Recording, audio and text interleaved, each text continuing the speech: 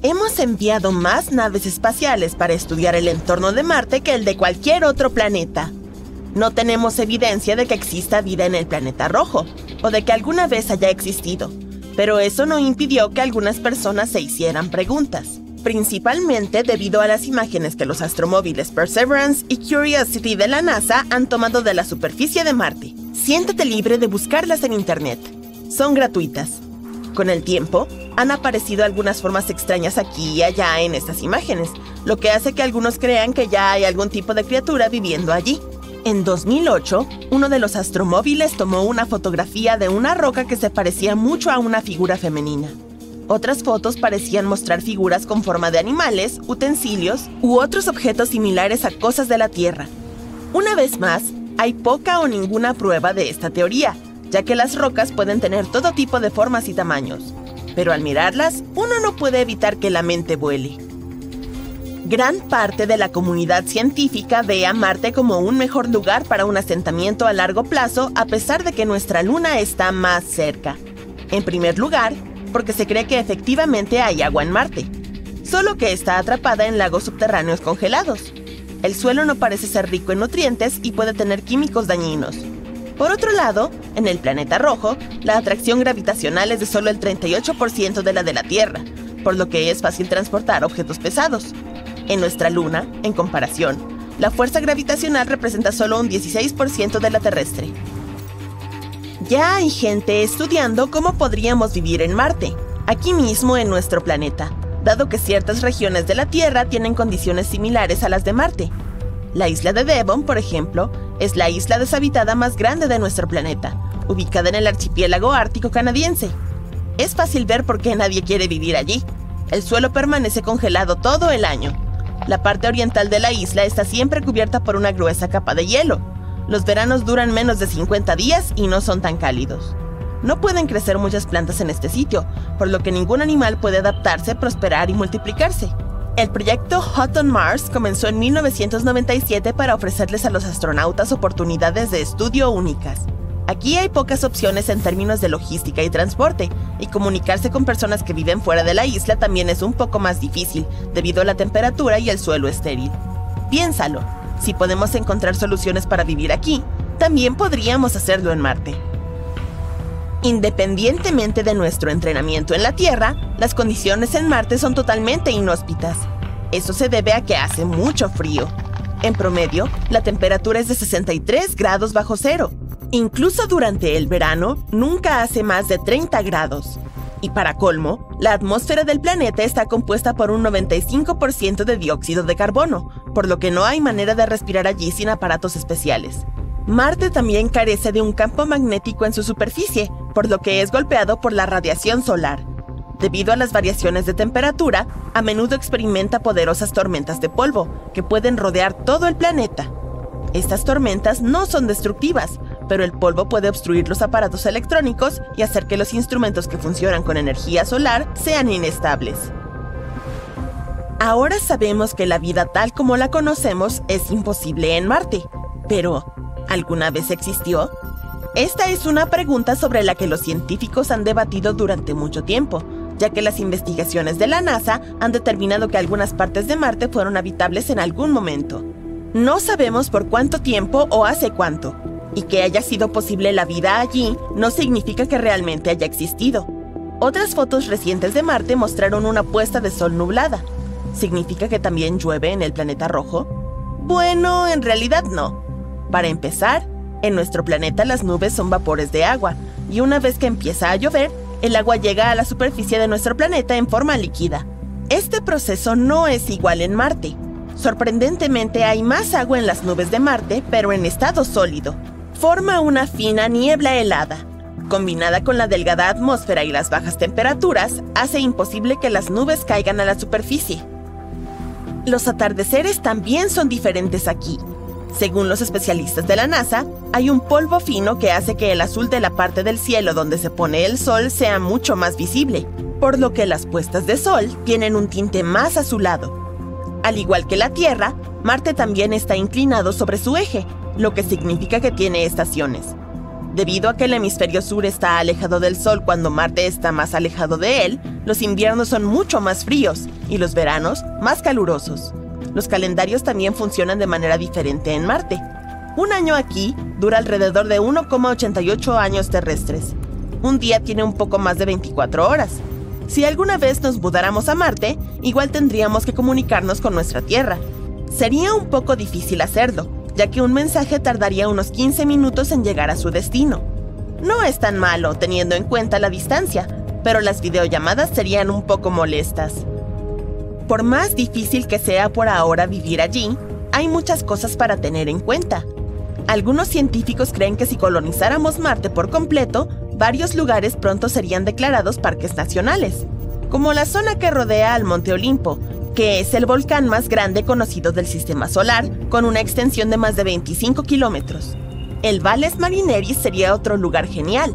Es un enorme complejo de valles que tienen la misma distancia que hay entre Los Ángeles y Nueva York. Marte también tiene casquetes polares que a veces experimentan nevadas de hielo seco. Saturno y Urano son planetas únicos en nuestro sistema solar por sus anillos.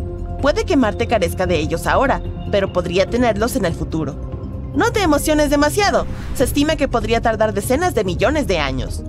La luna más grande de Marte, llamada Phobos, se hará pedazos en algún momento. Los escombros resultantes se asentarán y formarán un sistema de anillos rocoso alrededor de Marte, parecido a los de Saturno y Urano. Hablando de lunas, Marte tiene dos, hasta donde sabemos. Además de Phobos, también hay un objeto más llamado Deimos. Ambos fueron descubiertos por un astrónomo estadounidense llamado Asaph Hall en 1877. Un día, el científico estuvo por renunciar a su búsqueda de lunas en Marte, pero afortunadamente se le instó a continuar con el proyecto. La noche siguiente se topó con Deimos. 6 días después de ese hallazgo, Hall encontró a Phobos. Estos dos objetos espaciales pueden ser, de hecho, asteroides capturados por la gravedad de Marte.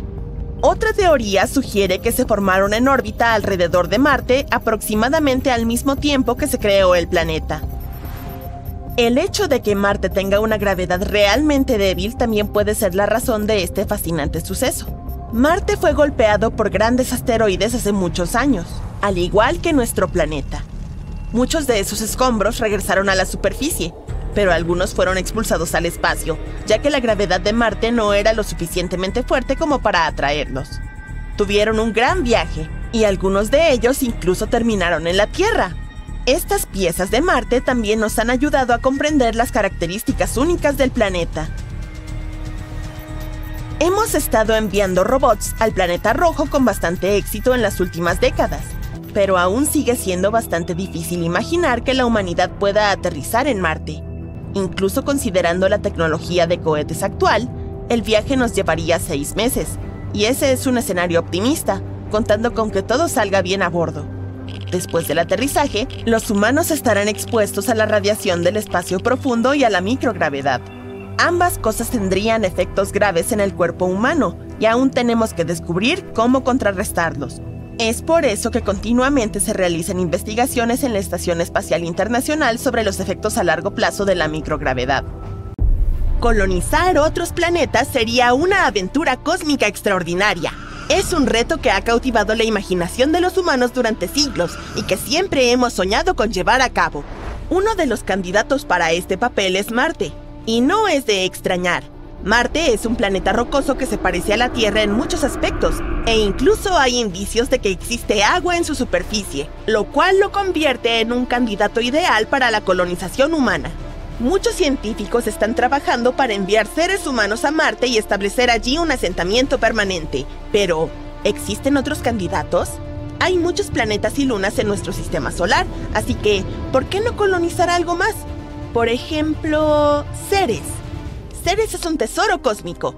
Se trata de un planeta enano, aunque no uno de pleno derecho como Plutón, y está situado en el cinturón de asteroides que se encuentra entre Marte y Júpiter.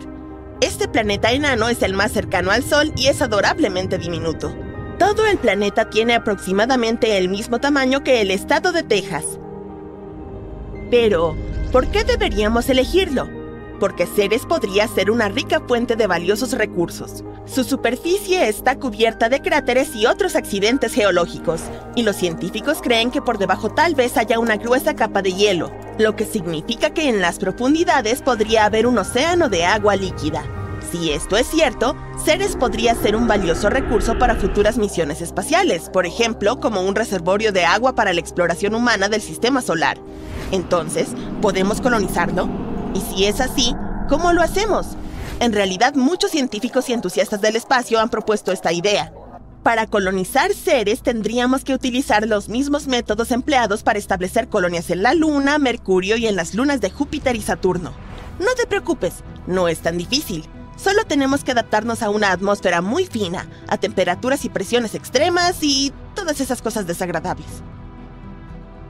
Pero mantengamos la esperanza. Al fin y al cabo, nos podemos conformar con conseguir agua, minerales, sílice y otras materias primas. Todo esto nos ayudará a crear una colonia autosuficiente. Y por suerte, Ceres está lleno de estos elementos. Así que, en primer lugar, podríamos ubicar los lugares de residencia dentro de los cráteres. Allí podríamos construir cúpulas que nos protegerán de todo tipo de peligros, como la radiación. También podríamos extraer regolito en el cinturón de asteroides. El regolito es un material no consolidado que aparece como resultado de la meteorización cósmica de una roca. Es algo así como la capa superficial del suelo de la Luna. ¿Por qué lo necesitamos? Pues porque podríamos utilizarlo para imprimir en 3D las capas base junto al hielo, de modo que nuestras bases se sitúen cerca del agua. Luego, utilizaríamos estas capas base para imprimir otras estructuras como casas. También podríamos juntar hielo y moléculas orgánicas para crear agua, y combinando el agua con el regolito, obtendríamos una tierra en la que podríamos cultivar plantas y alimentos. ¡Estupendo! También hay otra opción. Se puede crear una colonia bajo tierra, es decir, justo al lado de la corteza helada del planeta. Ahora bien, si en el futuro somos una especie de científicos superdotados, podríamos intentar acelerar la rotación de Ceres. Parece una locura, pero sería bastante beneficioso. Nos ayudaría a crear gravedad artificial dentro de las colonias subterráneas. Todo esto parece genial, pero hablemos de las dificultades que nos esperan durante la colonización. Si queremos conquistar Ceres, tendremos que superar una serie de retos. Para empezar, necesitamos desarrollar una tecnología lo suficientemente avanzada como para que nos transporte hasta allá. Es decir, algún tipo de naves que sean capaces de realizar largos vuelos por el espacio. Habría que diseñar algo que funcione a tracción nuclear térmica o nuclear eléctrica, y tal vez un tipo de combustible aún más sofisticado. Y también lo necesario para mantener la vida en este pequeño mundo rocoso.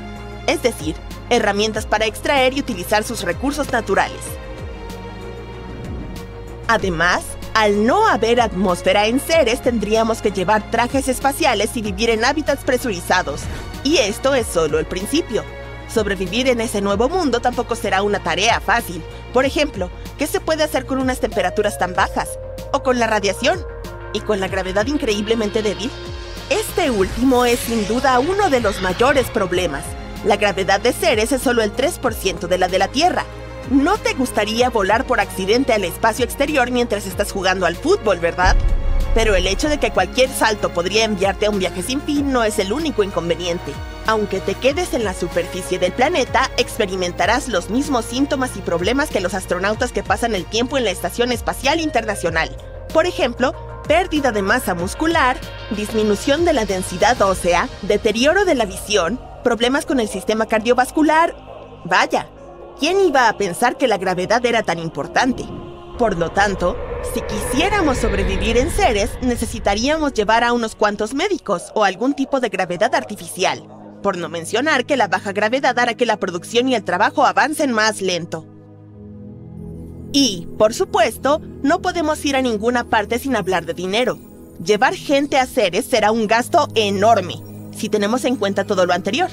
Y sin embargo, a pesar de todas estas cosas, Ceres sigue siendo uno de los mejores candidatos para la colonización.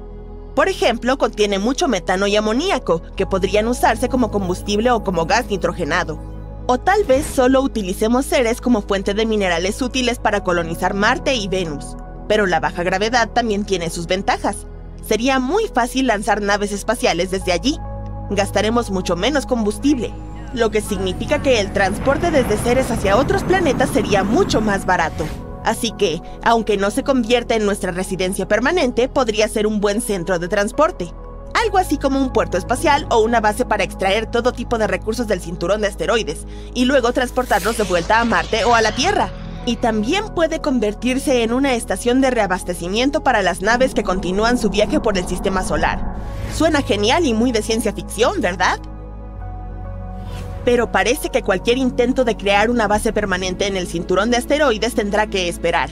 Colonizar otros mundos será una tarea difícil y compleja. Requerirá la cooperación y la experiencia de muchas personas e implicará el desarrollo de nuevas tecnologías y la superación de muchos retos. Antes de ir a Ceres tenemos que construir infraestructuras en la Luna, en Marte y en algún lugar intermedio. De lo contrario, cualquier intento de llegar hasta Ceres tendría un coste prohibitivo y lo más probable es que fracase. Pero cuantas más colonias fundemos, más probable es que tarde o temprano construyamos una base importante en Ceres.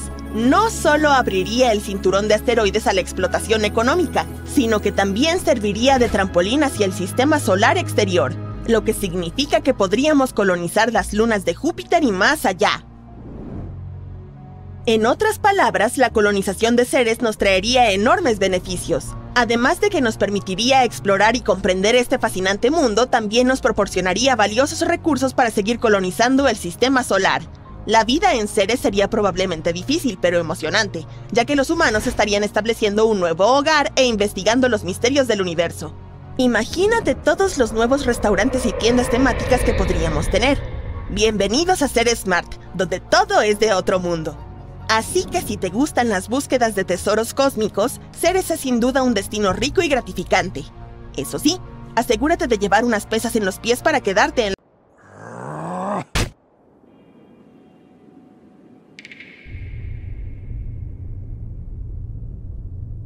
¿Cuántas personas necesitamos para fundar una nueva civilización? Y no en la Tierra, sino en Marte, y en condiciones limitadas. Y si logramos establecer allá una colonia, ¿con qué problemas se encontrarán? ¿Cómo podrán sobrevivir tan lejos de casa sin ningún apoyo? Un reciente estudio científico arroja luz sobre estas cuestiones. Echémosle un vistazo. De acuerdo, ¿quieres colonizar Marte, verdad? Pues no es una tarea fácil. Marte es el cuarto planeta desde el Sol y el séptimo más grande del sistema solar. Este solitario rojizo es muy parecido a nuestra Tierra. Es más, antes de convertirse en un desierto, es probable que se haya parecido a nuestra Tierra en la actualidad. Hace millones de años había agua, océanos, plantas y quién sabe, tal vez incluso vida. Sería una buena idea que volviera a ser como antes, ¿cierto?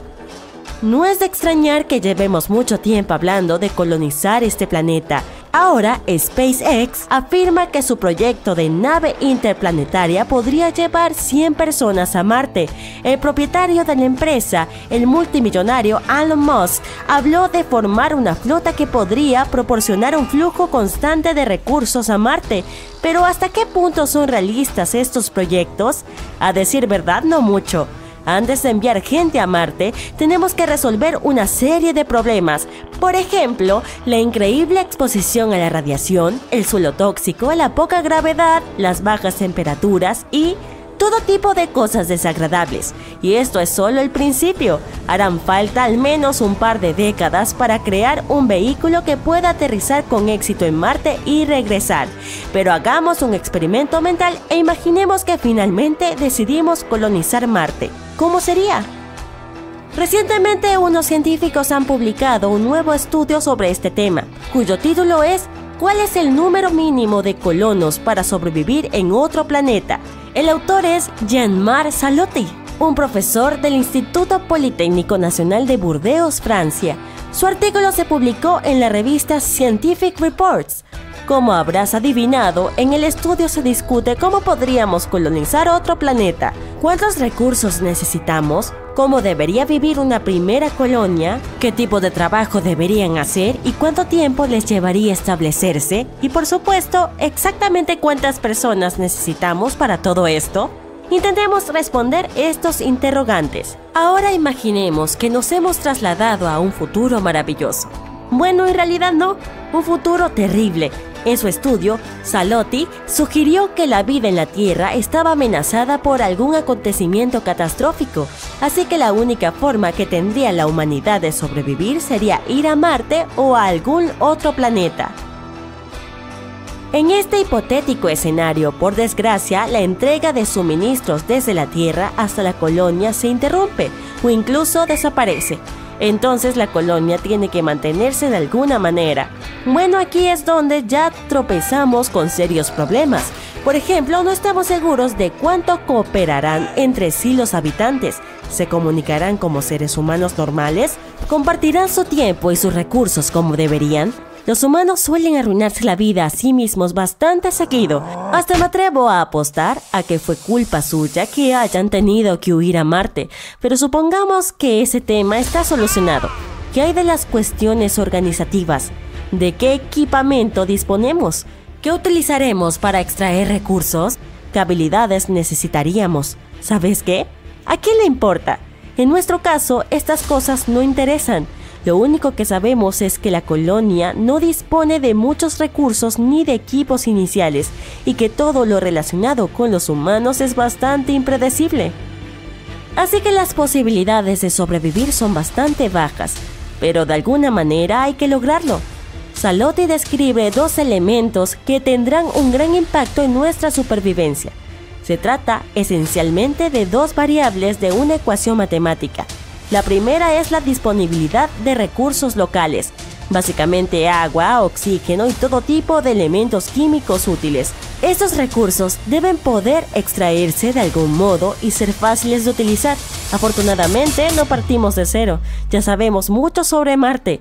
¿Qué recursos hay? ¿Cómo se pueden utilizar para mantener la vida, la agricultura y la producción industrial? La colonia tiene suerte porque todo esto se ha estudiado en diversos seminarios y se ha publicado en informes y libros en los últimos años. Gracias a ello, sabemos de qué dispondrá nuestra colonia. Por ejemplo, sabemos que podrían extraerse gases de la atmósfera y minerales del suelo. En Marte podríamos obtener elementos como hierro, vidrio e incluso compuestos orgánicos. El problema más importante será la vida útil de los equipos con los que cuentan nuestros nuevos marcianos. Tendrán que conseguir tantos materiales como sea posible antes de que el instrumental se rompa. Mantener todo en buen estado será casi la tarea más importante. Lo segundo es la capacidad de producción o la velocidad de trabajo. Tenemos una lista concreta de cosas que debemos hacer, fabricar algunas herramientas, por ejemplo, y todo ello debe producirse en cantidades suficientes medianamente rápido. Salotti afirma que lo más importante será el llamado factor compartir. Imagínate a una persona intentando sobrevivir en Marte. Tendría que hacer todas las tareas por su cuenta. Por ejemplo, encontrar o construir su propio sistema de suministro de agua potable, oxígeno y generación de electricidad. Ya hemos visto algo así en la película El Marciano. Esa tarea no es nada fácil, siempre falta tiempo y es demasiado para una sola persona. A menos que seas Matt Damon, claro. Por lo tanto, necesitamos una colonia bastante grande porque así se distribuyen mejor las tareas. Cada persona se esfuerza menos, se cansa menos y en consecuencia la eficacia y la velocidad de trabajo aumentan. Aquí es donde entra en juego el factor compartir. Ahora solo tenemos que calcular este número. Si queremos, por ejemplo, construir algo, ¿cuántas personas necesitamos para hacerlo con rapidez y eficacia? ¿Cómo podemos optimizar el trabajo al máximo? Bueno, depende de las necesidades, de los recursos disponibles, de elementos aleatorios como el tiempo y demás, pero en general este número puede estimarse o calcularse utilizando algunas funciones matemáticas. Salotti habla con más detalle de estas funciones en su artículo. Si te interesa, puedes leerlo tú mismo. En líneas generales, describe 5 áreas que hay que tener en cuenta a la hora de calcular este número. Estas áreas son gestión de ecosistemas, producción de energía, industria, edificaciones, factor humano. El factor humano incluye aspectos como la crianza y la educación de los niños, los deportes, los juegos, la música, etc. Al final todo se reduce a 2 cosas: de cuánto tiempo disponemos y cuánto colaborarán entre sí las personas de la colonia. Entonces, ¿cuál fue el resultado de todos estos cálculos? Salotti estimó que necesitaríamos al menos 110 personas para sobrevivir con éxito en Marte. Este es el número mínimo necesario para crear una colonia autosuficiente, y será mejor que no llevemos a demasiada gente. Cuantas más personas suban a bordo de la nave espacial, más difícil será predecir los resultados. Después de todo, como ya hemos dicho, los humanos siempre suelen actuar en su propia contra, así que es mejor quedarse con unas 110 personas. Por supuesto, se trata de una estimación y hay un montón de suposiciones e incertidumbres, pero contar con este número ya es muy importante. Ahora los científicos saben cuántas personas se necesitan como mínimo para establecer una colonia. Sobrevivir en otros planetas es una cuestión muy compleja y nos llevará mucho tiempo resolverla. Es muy poco probable que volemos a Marte en un futuro próximo. Tal vez tardemos varias décadas o incluso un siglo. Por lo tanto, lo mejor que podemos hacer por ahora es cuidar nuestra Tierra por todos los medios mientras averiguamos cómo sobrevivir en otros planetas.